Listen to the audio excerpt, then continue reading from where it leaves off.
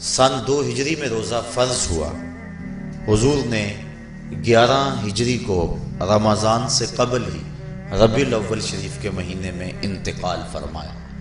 اس طرح حضور علیہ السلام کی زندگی میں کل 9 رمضان آئے، 2 ہجری کو شامل کر کے 9 رمضان زندگی میں کل آئے، جس میں 2 رمضان 30 کے تھے اور باقی 7 رمضان 29 کے تھے۔ اور یہ بات ذہن میں رہے کہ روزے 29 ہوں یا 30 ہوں، اللہ ثواب 30 کا ہی عطا فرماتا۔ جس طرح کوئی شخص بھول کر کھا لے تو حدیث میں آتا اس کو اللہ نے کھلایا، اس کو اللہ نے پلایا، تو وہ اس نے کھا بھی لیا، اس نے پی بھی لیا، لیکن اس کا روزہ بھی باقی رہا۔ اس طرح اگر چاند 29 پہ نظر آ جائے تو ثواب اللہ 30 کا ہی عطا فرماتا ہے۔ یہ اس کی کرم نوازی ہے اپنے بندوں پہ۔ تو روزہ ڈھال ہے اور جہنم سے آزادی کا ایک اہم ذریعہ ہے۔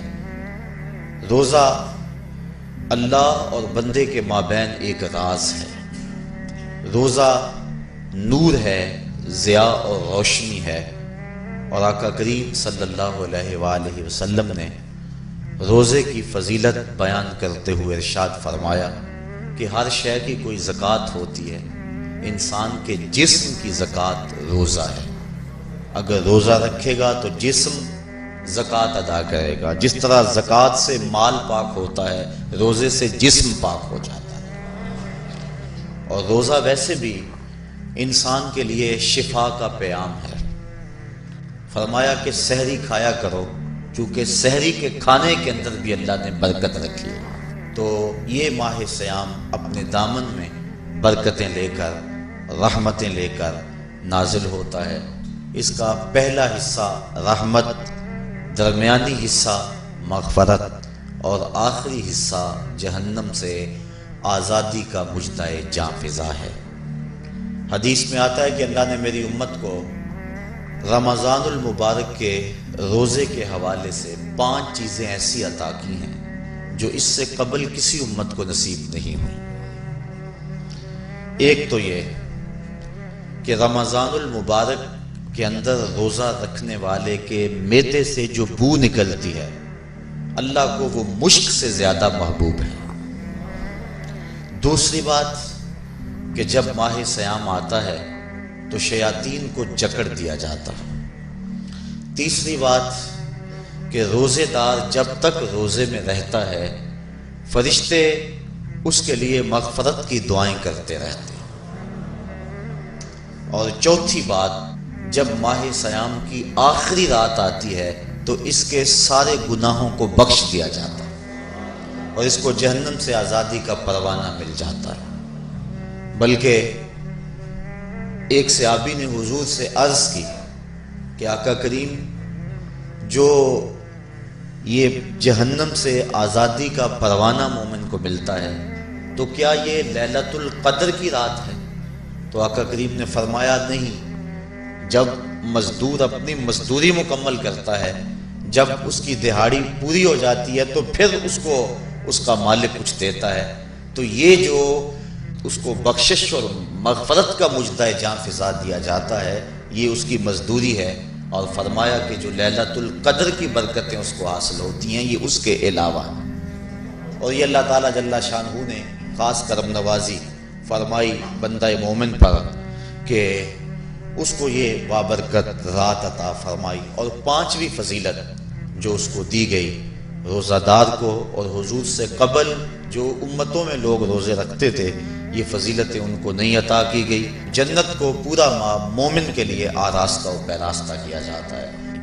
حضرت ابو ہریرہ رضی اللہ تعالی عنہ سے ایک روایت مروی ہے جس کو امام بخاری اور امام مسلم نے روایت کیا کہ آقا کریم علیہ السلام نے ارشاد فرمایا، قال اللہ عز و جل، اللہ جل شانہ ارشاد فرماتا ہے، کل عمل ابن آدم لہو، ابن آدم کا ہر عمل اسی کے لیے ہے، الا الصوم فانہ لی، ہاں مگر روزہ ہے جو وہ میرے لیے رکھتا ہے، وانا اجزی بہ، اور اس کی جزا میں اسے دوں گا، والصیام جنۃ، اور صیام روزہ ڈھال ہے، فَإِذَا كَانَ يَوْمُ صَوْمِ أَحَدِكُمْ فَلَا يَرْفُثْ وَلَا يَصْخَبْ فَإِنْ صَابَّهُ أَحَدٌ أَوْ قَاتَلَهُ فَلْيَقُلْ إِنِّي صَائِمٌ وَالَّذِي نَفْسُ مُحَمَّدٍ بِيَدِهِ لَخُلُوفُ فَمِ الصَّائِمِ أَطْيَبُ عِندَ اللَّهِ مِنْ رِيحِ الْمِسْكِ لِلصَّائِمِ فَرْحَتَانِ يَفْرَحُهُمَا إِذَا أَفْطَرَ فَرِحَ بِفِطْرِهِ وَإِذَا لَقِيَ رَبَّهُ فَرِحَ بِصَوْمِهِ۔ تو فرمایا کہ جب کوئی شخص روزہ رکھتا ہے تو اس کا یہ عمل اللہ کے لیے ہے اور اللہ تعالیٰ اس کی جزا دے گا۔ روزہ ڈھال ہے، جب کوئی شخص روزہ رکھے تو وہ اس کے اندر کوئی اللہ کی نافرمانی نہ کرے، یہاں تک کہ اگر اس کو کوئی شخص گالی بھی دے تو وہ یہ کہے کہ میرا روزہ ہے، میں صائم ہوں، میں نے روزہ رکھا ہوا ہے، یہ کہہ کے لڑنے والے کو، الجھنے والے کو ٹال دے۔ حضور نے ارشاد فرمایا مجھے قسم ہے اس رب کی جس کے قبضے میں محمد کی جان ہے کہ روزہ دار کے معدے سے جو بو نکلتی ہے اللہ کو وہ مسک یعنی کستوری کی خوشبو سے زیادہ محبوب ہے۔ اور روزہ دار کے لیے دو خوشیاں ہیں، ایک خوشی اس کو اس وقت ملتی ہے جب وہ روزہ افطار کرتا ہے، اور دوسری خوشی اس کو اس وقت ملتی ہے جب اس روزے کے صلے میں اسے اپنے رب کا دیدار نصیب ہوگا۔ یہ بات ذہن میں رکھیں کہ اس دنیا پر سب سے بڑی دولت جو حضرت انسان کو دی گئی ہے وہ دولت ایمان ہے، اور قیامت کے دن سب سے بڑی دولت جو اہل ایمان کو دی جائے گی وہ اللہ تعالیٰ کا دیدار ہوگا۔ جنت کے حور و قصور، جنت کے محلات، جنت کی اعلی نسل نعمتیں، دنیا کی کوئی دولت اور دنیا کی کوئی نعمت جنت کی کسی نعمت کا مقابلہ نہیں کر سکتی، لیکن جنت والے جنت میں جا کر جس نعمت کو سب سے بڑا سمجھیں گے، اور وہ ہوگی بھی حقیقت میں سب سے بڑی نعمت، ایسی نعمت کہ اس نعمت کے ملنے پہ باقی ساری نعمتوں کو بھول جائیں گے، وہ یہ ہے کہ رب اپنے رخ کرم سے پردہ ہٹا دے گا اور ان کو اپنا دیدار عطا فرما دے گا۔ تو یہ سب سے بڑی دولت جو مومن کو آخرت میں نصیب ہوگی یہ روزے کے صلے میں نصیب ہوگی، یہ روزے کا وہ ثمر ہے، یہ روزے کا وہ پھل ہے جو اللہ اہل ایمان کو قیامت کے دن عطا فرمائے گا۔ اور فرمایا ایک عمل ایسا ہے جس کی جزا کا دنیا پر کوئی حساب ہی نہیں ہے، اور وہ بندے کا اللہ کے حضور اپنے روزے کے ساتھ پیش ہونا ہے۔ تو روزہ ایک ایسا عمل ہے کہ جس کی جزا کا کوئی حساب ہی نہیں ہے، تو یہ اللہ کے علم میں ہے کہ وہ اپنے بندے کو کتنی اس کی جزا اور کتنا اس کا صلہ عطا فرما دیتا ہے۔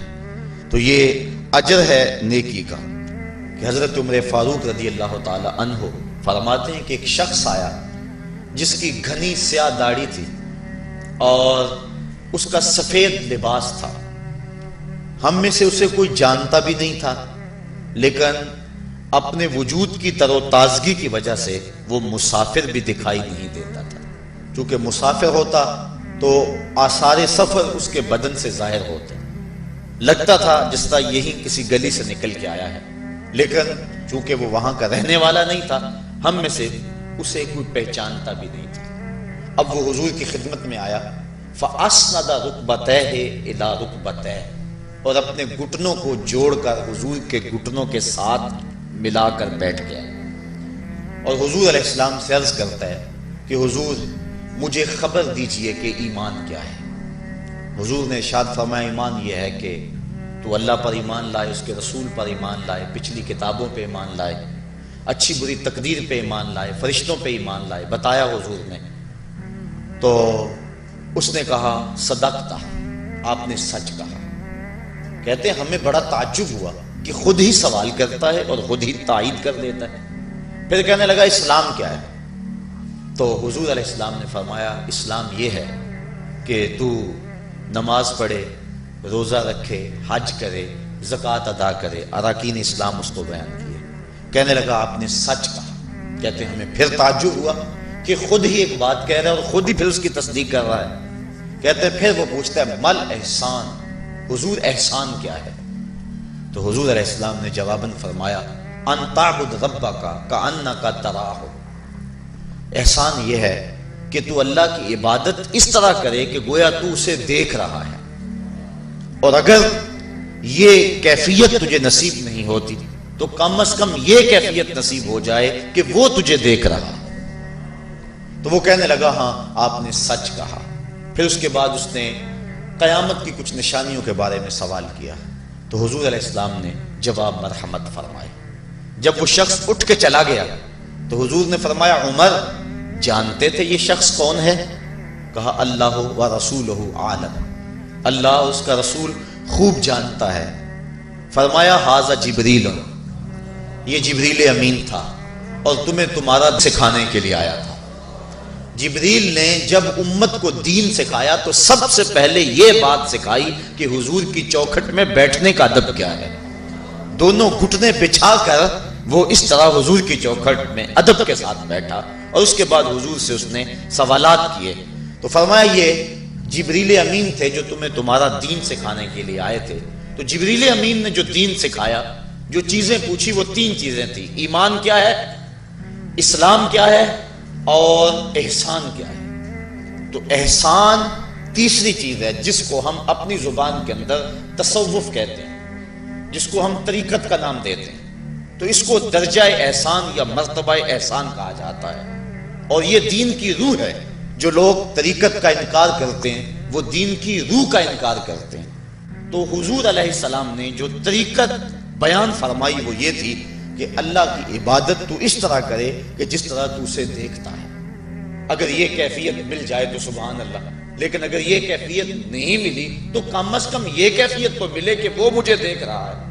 اور اگر یہ کیفیت بھی مل جائے کہ وہ مجھے دیکھ رہا ہے تو بتائیے کہ پھر انسان کی زندگی میں کتنا سرور آ جائے گا کہ جب وہ نماز کے لیے کھڑا ہو تو اس تصور میں ڈوب جائے کہ میرا مالک تو مجھے دیکھ رہا ہے۔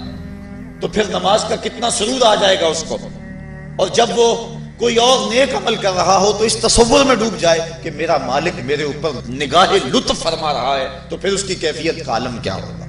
تو پہلی کیفیت کہ تو اسے دیکھ رہا ہے۔ حضرت علی المرتضیٰ رضی اللہ تعالی عنہ سے کسی نے پوچھا جس رب کی عبادت کرتے ہو کیا اس کو کبھی دیکھا بھی ہے؟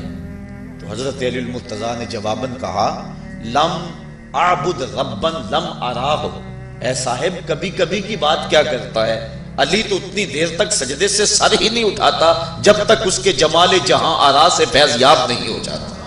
حضرت داتا گنج بخش علی حجویری علیہ رحمہ کشف المعجوب کے اندر ایک حدیث نقل کرتے ہیں کہ حضور علیہ السلام نے ارشاد فرمایا کہ فاقہ کشی اختیار کرو اور بھوک اور پیاس برداشت کرو، ممکن ہے کہ اس دنیا کے اندر تم اپنے دل کی آنکھوں سے اپنے رب کا مشاہدہ کرو۔ تو یہ جو مرتبہ احسان ہے، جو مومن کا مقصود ہے، وہ اس کو حاصل ہوگا روزہ رکھنے سے۔ اور اگر چلو کسی روزہ دار کو یہ کیفیت نہ ملے کہ وہ اپنے رب کے جمال جہاں آرا کو دیکھ لے، اس کے جلووں کو دیکھ لے، اس کے دیدار کی دولت سے مالا مال ہو جائے، اس کا دل اس کی محبت میں ایسا ڈوبے کہ وہ جدھر دیکھے اسی کے جلووں کو ہی دیکھتا چلا جائے، اگر روزہ دار کو ایسی دولت نہ بھی نصیب ہو تو کم از کم روزہ دار کو یہ دولت تو ضرور ملے گی کہ وہ اس احساس میں ڈوب جائے گا کہ میرا رب مجھے دیکھ رہا ہے۔